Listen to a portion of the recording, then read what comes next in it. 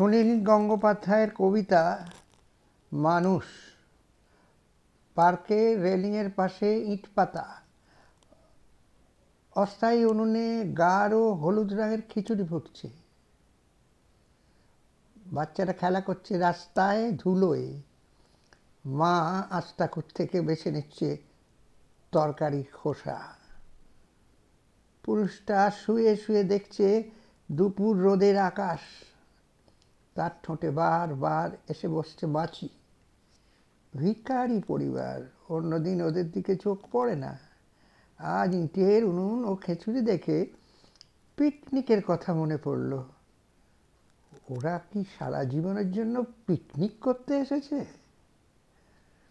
মেয়েটি উঠে গেল বেয়ালার ট্রামে। ছেলেটি তারপর একা একা হাঁটতে লাগলো।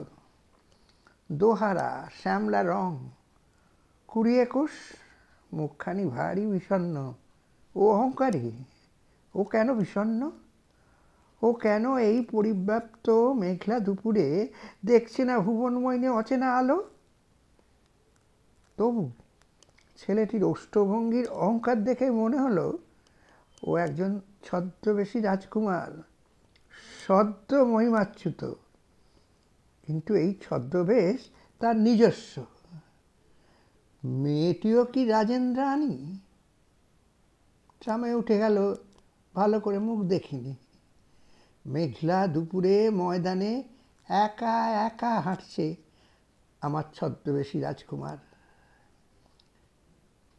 বিকেল 5টায় হাওড়া ব্রিজে কত সংখ্যক মানুষ, সবাই কেজু, ব্যস্ত।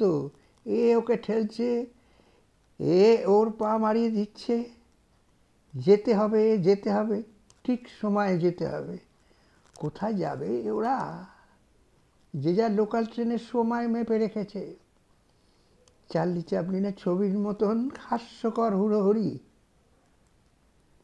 হঠাৎ বঙ্গোপসাগরের দিক থেকে ছুটে আসে পাগলা হাওয়া।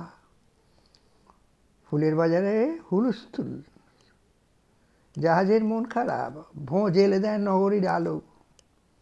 হাওড়া ব্রিজের মানুষগুলো আমার কাছে স্পষ্ট হয়ে ওঠে। ওরা সবাই আসলে ব্যস্ত হয়ে খোঁজাখুঁজি করছে কোথায় কোন কৌটায় লুকানো আছে লোকশ্রুত ভ্রমর।